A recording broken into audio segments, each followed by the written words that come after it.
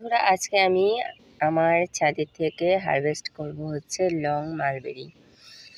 তো চলো হারভেস্ট শুরু করি।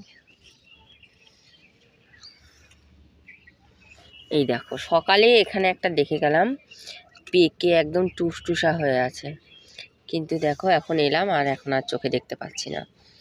এটা হচ্ছে পাখির কাজ, পাখি খেয়ে চলে গেছে, দেখতে পাচ্ছ?